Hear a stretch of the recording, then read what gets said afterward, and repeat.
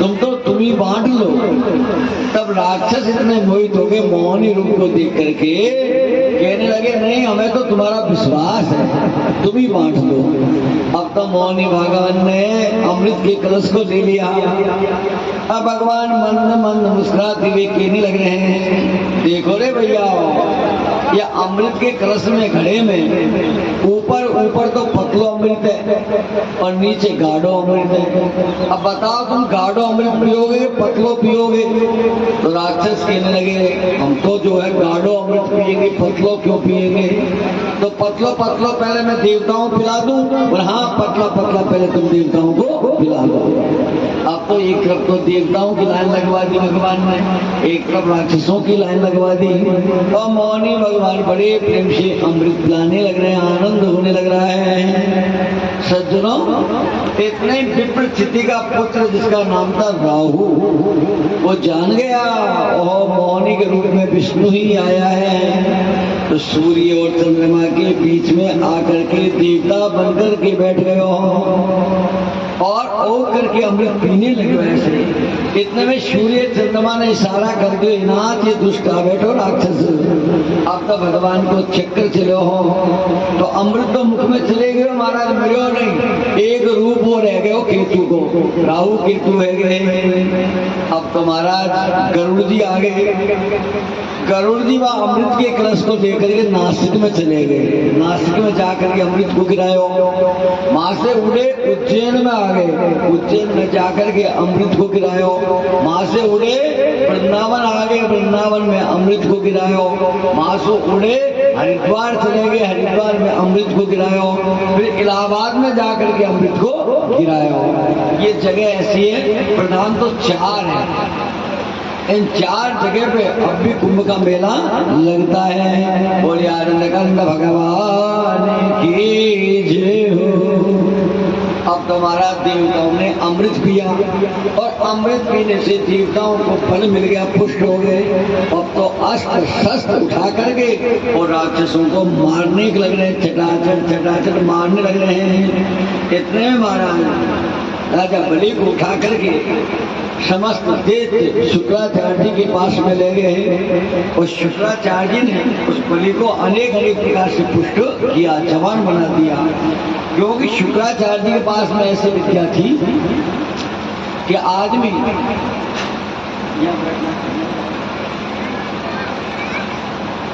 इस प्रकार आनंदित होकर के बड़े प्रेम से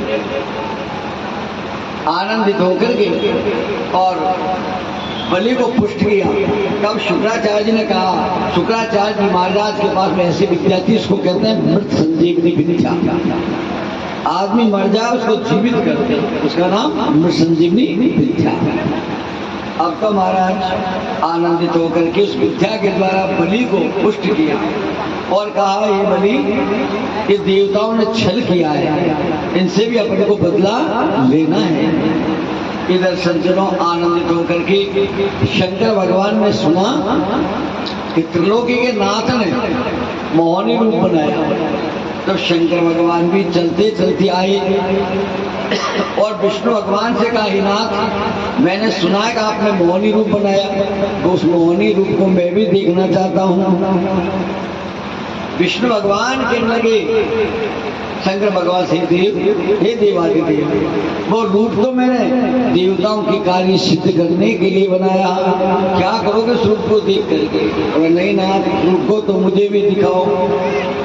और समझाया, अंत में भगवान मोहनी रूप बनाया मेरे परमात्मा ने, और उस मोहनी रूप को भोलेनाथ ने देखा। देखते महाराज पार्वती जी को भी भूल गए और पार्वती को भी भूल करके विष्णु भगवान के पीछे पीछे दौड़ने की लग रहे हैं। आगे आगे मोहनी भगवान और पीछे पीछे जो है शंकर भगवान दौड़ने लग रहे हैं। और भगवान क्या कर रहे हैं, एक एक कपड़ों को उतारते जा रहे हैं। पर ऐसा लग रहा अब पकड़ में आई, अब पकड़ में आई, अब पकड़ में आई, भगने लग रहे हैं। भगते भगते शंकर भगवान का जहां जहां पर तेज गिरा उससे सोने चांदियों की खानों की खान बन गई। अब तो कृष्ण भगवान प्रकट हो गए हैं, शंकर भगवान के चरणों में लौट गए। प्रभु आपकी महिमा अपरम पार है। बोले आनंद कंद भगवान की जय। सज्जनों, इधर अनेक अनेक प्रकार से शुक्राचार्य जी ने राजा बलि से कहा, बलि अब सब देवताओं के राज को तू छीन ले। अब तो महाराज गुरु जी के कहने से बलि ने अपने पराक्रम के द्वारा इंद्र के सब राज को छीन लिया।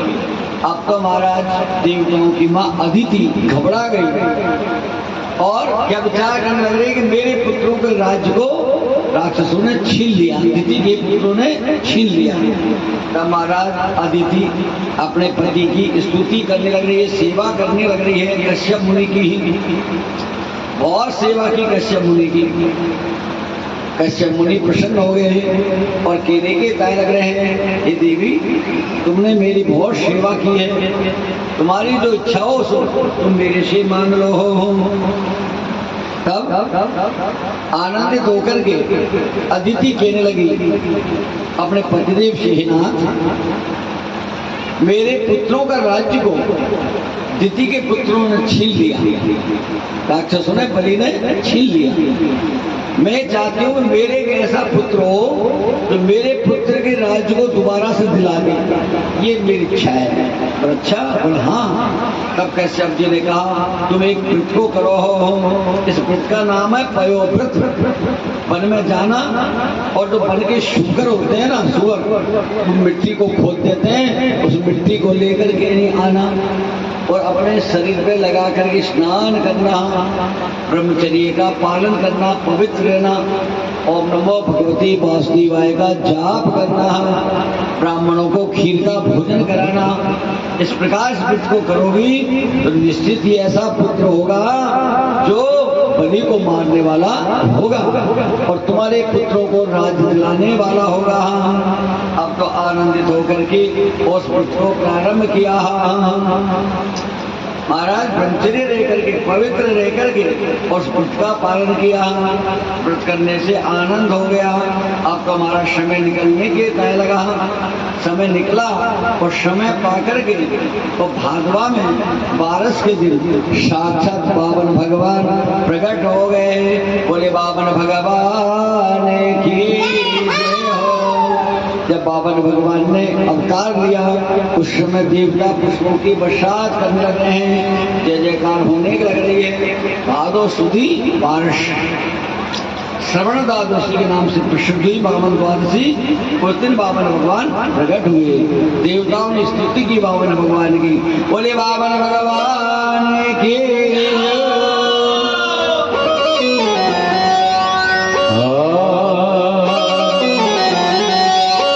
अरे नजर तो लग जाएगी,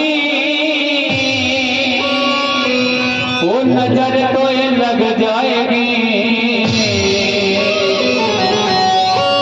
मेरे प्यारे बामन भगवान, मेरे प्यारे बामन भगवान, नजर तो लग जाएगी मेरे प्यारे बामन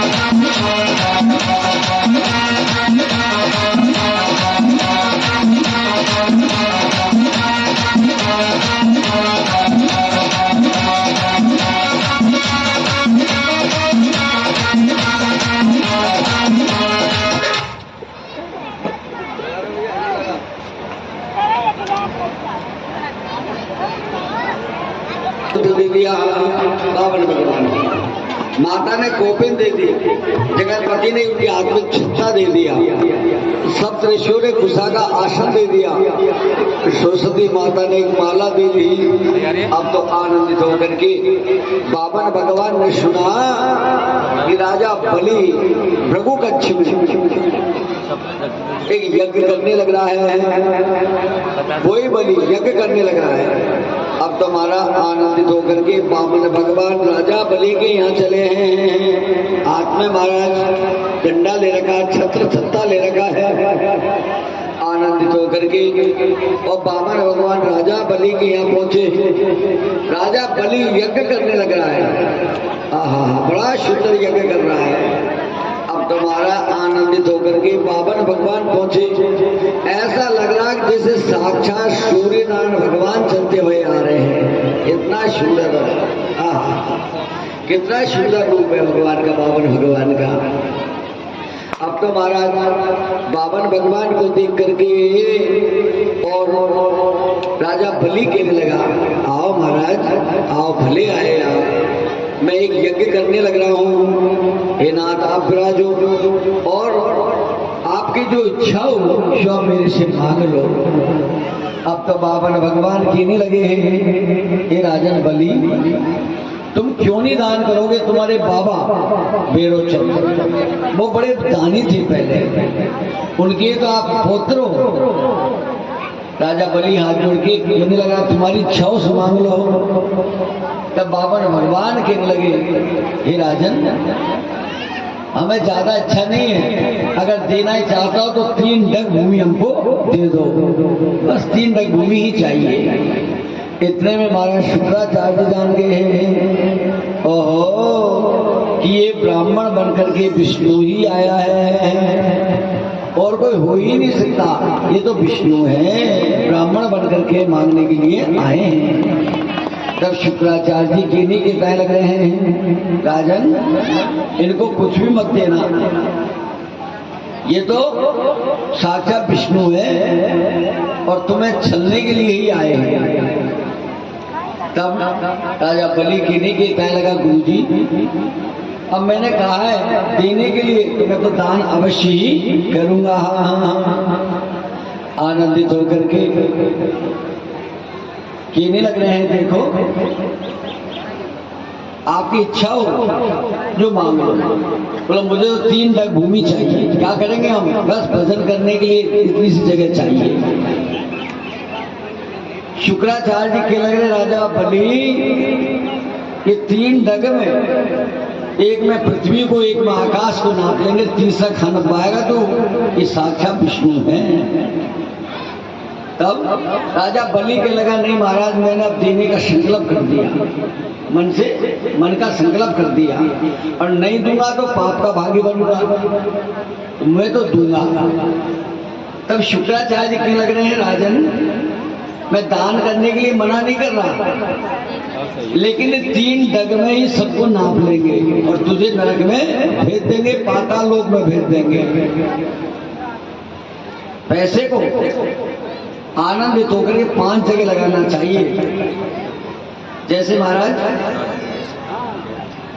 नद्वानम धर्माय नस्ते कामार्थ कामना पंचदा विवादीना मुद्दाशय मोदते।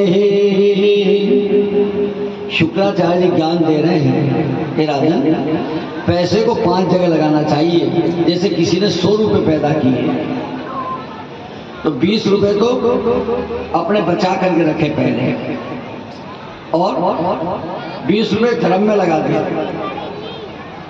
20 रुपए अपने नाम के लिए लगावे, कोई यात्रा जारी हो कहीं भी या कोई धर्मशाला बनवा रहा हो, कोई कुआं बनवा रहा हो तो अपने नाम के लिए भी देना चाहिए। अगर नाम के लिए देंगे तो नाम ही खत्म हो जाएगा। और 20 रुपए अपनी बहन बेटी के लिए रखना चाहिए। भात है, कोई दामड़ा है, कोई बहन बेटी भी आती रहती है। और 20 रुपए अपने खर्चे के लिए रखना चाहिए। पैसे को 5 जगह लगाना चाहिए। 20 रुपए 100 रुपए में से धर्म में लगा देना चाहिए। 20 रुपए अपने नाम के लिए, चाहे वो बेकार ही जा रहा है, नाम में भी लगा देना चाहिए। कोई से भी गांव में अगर धर्मशाला बन रही है, भैया मेरे नाम से भी है। कोई यात्रा जा रहा है, भैया मैं टिक्की जी जा रहा हूँ, खाटू श्याम जी जा रहा हूँ, भैया 20 रुपए मेरे भी ले जाना। और नाम तो चलेगा, भाई फला आदमी ने भी 20 रुपए दिए, नाम भी चलना चाहिए। अगर पैसा नहीं खर्च करेंगे तो नाम भी मिट जाएगा। नाम चलाने के लिए भी दान करना चाहिए। और 20 रुपए अपनी जेब के लिए रखना चाहिए, कभी चाय पीनी हो कभी बाजार में, या खर्चे के लिए रखना चाहिए। 20 रुपए बहन बेटी के लिए रखना चाहिए। और 20 रुपए अपनी बचत भी करना चाहिए। जैसे आगे व्यापार भी तो करेंगे, पूरा ही लगा देंगे फिर व्यापार कैसे करेंगे। तो शुक्राचार्य जी ज्ञान दे रहे हैं, बेटा पैसे को 5 जगह लगाना चाहिए, और ये पावन एक साथ ही तेरे धर्म को पूरे को खींच लेंगे, तुझे पाताल में भेज देंगे। मैं दान करने से नहीं रोक रहा, लेकिन रुपए में से 5वां हिस्सा दान करना चाहिए। लेकिन महाराज बलि के लगा, नहीं महाराज मैं तो दान अवश्य करूंगा। रानी विंध्यावली को बुला लिया, रत्नमाला कन्या को बुला लिया, यज्ञशाला में बिठा लिया, और बिठा करके सुंदर महाराज गंगा सागर लेकर के संकल्प करने लग रहा है। इतने में शुक्राचार्य जी महाराज से रहा नहीं गया, एक भौरी का रूप बना करके गंगा सागर की टोटी में आकर के बैठ गए। तो जो पानी आ रहा था ना, वो पानी रुक गया। बाबा ने भगवान जान गए कि शुक्राचार्य जी आ गए। इसमें एक सीख उठाई, डाब का ठिलका उठा करके टोटी में दिया। शुक्राचार्य जी की एक आंख फूट गई। महाराज धर्म में कोई ओठ लगाता है तो उसकी ऐसे ही आंख फूटती है। धर्म में कभी ओठ नहीं लगानी चाहिए, और उंगली दिखाने का ही धर्म होता है। अगर खुद से भी नहीं हो तो कम से कम ये तो कहते भैया फला गांव में भंडारा हो रहा, मैं चले जा, तू मैं चीमना हो रहा है। उंगली दिखाने का ही धर्म होता है। आनंदित होकर के 3 तक भूमि का संकल्प किया, आनंद हो गया। बोले आनंद का भगवान की जय हो। अब मेरे परमात्मा के लगने राजन, लाओ अब 3 तक भूमि को नपाओ। तो देखते देखते बाबा भगवान ने विराट रूप धारण कर लिया। एक में तो पृथ्वी